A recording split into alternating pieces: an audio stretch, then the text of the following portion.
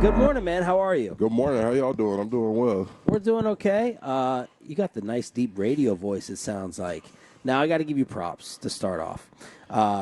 Pat Doney Sportscaster Camp. I know that for the second straight year, you volunteered to go in there. All the future Shan RJs of America went to the Star in Frisco, and you did like some mock interviews and media sessions with them. So props to you for doing that, man. I know that they were all blown away by it. I appreciate that. Thank you. It was great. What off-season award did you win? This was just kind of like for showing up and doing like the workouts. So I won a parking spot essentially. So Ooh, really? Yeah, For front row? Front row. I get to park a little closer to the door in the morning, so not as far of a walk. But is it worth it as an award? Like, is it that much of a difference versus the crappy parking spot? I think it's worth it. Like, cause you get a guaranteed spot that's yours. So nobody will ever just be in there in the morning. Who's the one teammate who you trust will never win that front parking spot? I don't think nobody will ever win it. That's good job. Why are you asking we ask them stupid questions? All right, I have a parking question for you. Okay. You go to Deep Ellum or you go somewhere with high traffic, it's difficult to park.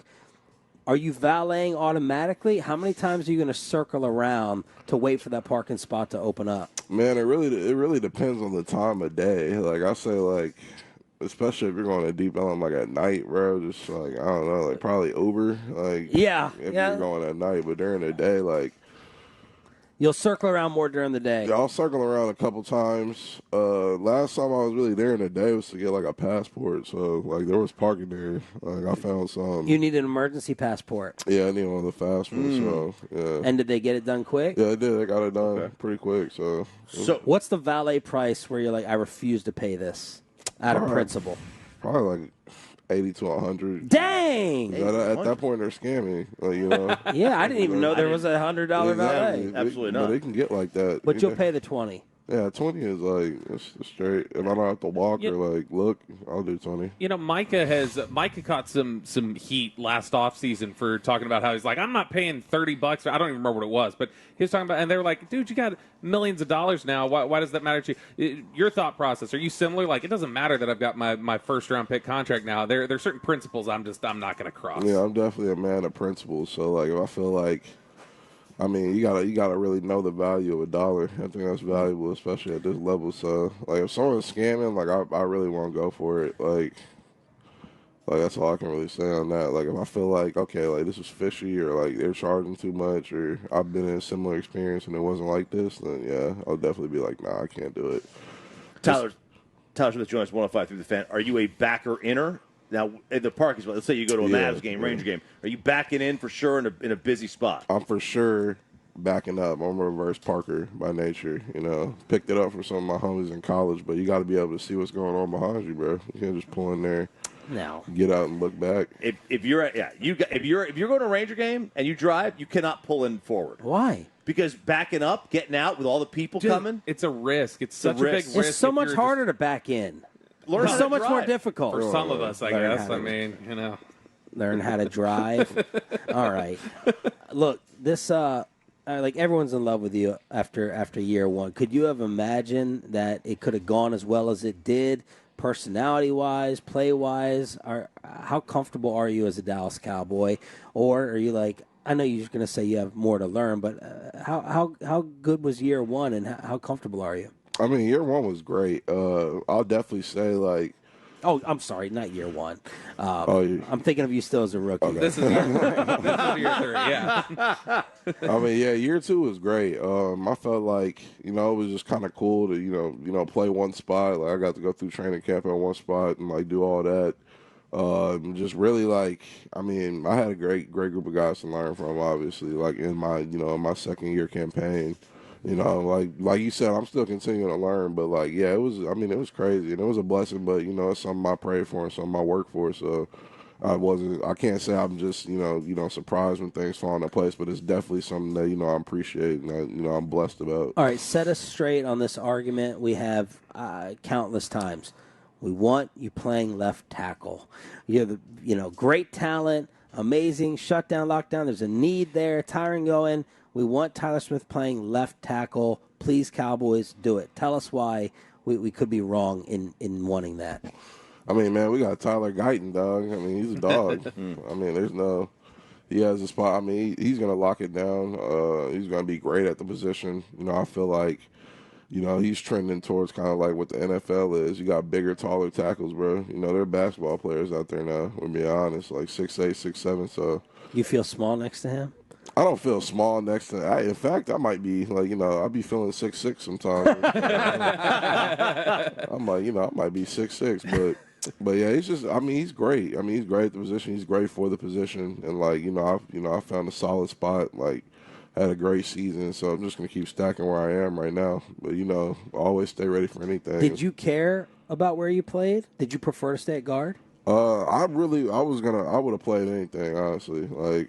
But you had a preference. I mean, after this past year, it was hard to make the argument, you know, to move off guard. But like, okay, like I don't want to play, like, because I did so well, and like I'm doing so well, so like, I feel like that was an important thing for me is just to, you know, find a spot, you know, where I could grow, like, but you know, to still, you know, be ready and stuff like that. Before the draft, when Tyler was picked, and it obviously became that's left tackle of the future now. Was there a point in the first couple months of the year where you were still trying to figure out where am I going to be next year, or were you pretty solidly on? I know I'm playing at guard. There's not a question this upcoming year. They're going to figure out something else with tackle. Oh yeah, when they picked TG, I knew for sure like I was playing guard. Like especially like, you know, seeing him in real life, I was like, I just don't see how, you know, he can play anything besides tackle. Like I never put this dude inside. He's 6'8", long arms, like moves really well, and so I was just like, yeah, like there's no doubt in my mind, like it's over with. Like the great topic of discussion is over. Like I'm definitely playing guard. So there was a lot of discussion about Guyton coming up because he had played right tackle at Oklahoma. Can you talk about, you've obviously experienced the tackle to guard switch, but can you talk about like that sort of a transition and that difficulty, whether it be from, I don't know if you've ever played the right side, but just your discussions with other people too, how that footwork, flipping sides can be really difficult for guys making that change? Yeah, I thought it was kind of difficult coming in, but like watching him work, like, and one thing about him is like he's kind of used to that constant change. He started out at D-line when his first year of college. Then he transitioned to O-line, and then he was playing right tackle. You know, he's moving to left, but his footwork looks great. Like, he worked it a lot this summer. You can tell he's put a lot of work in on it, but it is like a difficult transition because your steps change. You know, your dominant hand change, your main punching hand changes, and so there's a lot of nuances and stuff that you got to get accustomed to when you flip sides. I myself have only really played left side. Like, even when I got drafted, like I was decided I'd be a left-sided player, so. Yeah, it's definitely something that's like different, but he's attacking it really well.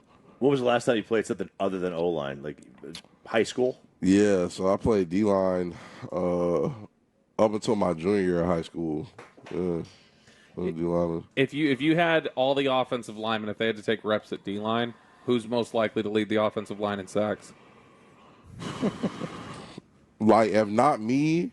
Bro, Nate Thomas is a sneaky D lineman, bro. I don't think people know that, but like when we be doing drills and stuff, like I be watching him work. I'm like, he's kind of sneaky, like, and he's a big guy, so I just don't see like if he really does a bull or like a long arm stab into like a swim, like I don't see many people stopping him. So if not me, probably Nate Thomas. How many different looks are you getting from Zimmer's defense out here? We were trying to figure out. How much are they aligning things differently, putting guys in different positions? Have you seen that so far? I have. I mean, you know, guys are aligning differently. They're doing a lot of interesting stuff personnel-wise. You know, I can't say too much. Right. These are top secrets right here. But they're doing a lot of stuff like personnel-wise that I find really interesting, even schematically. Like, you know, they're analyzing stuff, kind of finding ways to, like, you know, counter certain things in pass pro. And, like, so it's really interesting to see, like, and I know people know kind of how they've been playing Mike off the ball. Like, that's going to be an interesting point this year. But it looks different to you than when you were identifying stuff with Dan Quinn's defense, for instance, over the last couple of years. Oh, yeah, it's definitely different. Who is someone, Tyler, that we should just be focusing a little bit more on, or someone that's caught your eye that you've been going up against, or even on the offensive side of the ball, who you think is having a nice start to camp? Man, over Shan, I'm really excited to see what he does this year. He's so fast off the ball. Like, he's such a fast and decisive defender. I think he's gonna have a huge year this year, and I really like. I know his campaign. He couldn't really get started last year, but I feel like this year he's gonna have a time. So it's definitely one to watch. Does he seem just as fast as he was in the little bit you saw last year? Oh yeah, he's still fast. He's fast. Definitely. We hear a lot. People talk about the offensive line as a weak link unit, where they say like you're only as good as your weakest link on the unit. How important is that unit cohesion and getting the reps in, and specifically making sure like you've got Zach Martin at the beginning of camp this year, and you've got that time to put in together? I mean, that's huge for us because it's true. Like we operate on the mantra 5 is 1, so you're only as strong as your weakest link. So. An important thing for us even in the summer was just making sure, all the guys are up to speed because, at some point they could end up being, huge pieces early on, like with Coop and Tyler. So, we've done work with them in the classroom, obviously, field work and stuff like that. And it's just a matter of really just solidifying the fundamentals and just, make sure we're 100% on the small mental things and stuff of that nature, as we install all this stuff through camp, so... Tyler Smith here on the Fan. Who's giving you the hardest time in some of these one-on-one reps while you've been out here? The hardest time? I think everybody does a really good job because everyone isn't the same type of rusher. Like, with Maz or somebody, you may see, it's more power. Like, with Chauncey Golston, you may see more finesse. And then with Osa, he has a good mix of both. So it's just everybody kind of has their own bag, so to speak. Is there a style that you think that you'd rather go up against? Definitely it's straight power rushers because they always want to go down the middle. So if someone is straight power, there aren't a lot of just straight power guys left in the NFL. Even Dexter Lawrence, he's a powerful guy, but he doesn't just rush straight nose to nose power even though he can. So.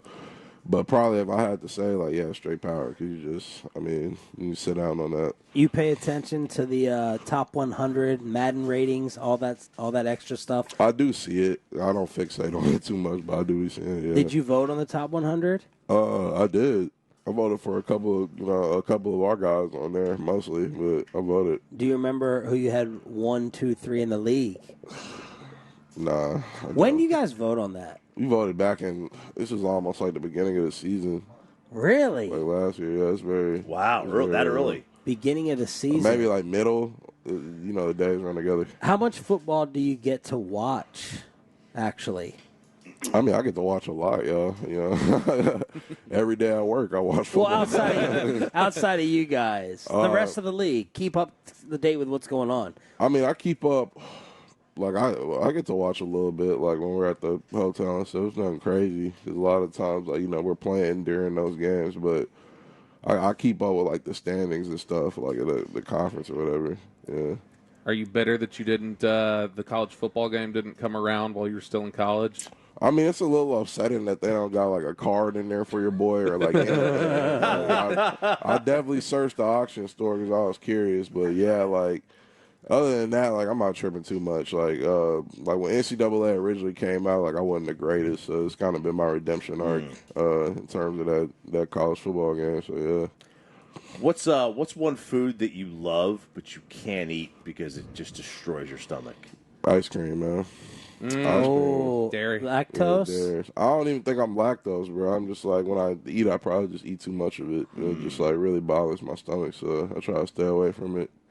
One of the questions we want to ask guys out here, one of our guys in the afternoon, Eric Chiafalo, he makes the claim, he says the way he evaluates offensive linemen, he looks for big guys, big powerful guys, but he said he wants to see skinny ankles. He said if you see skinny ankles on a big offensive lineman, that tells him that they're light on their feet. Do you think that's a correct evaluation?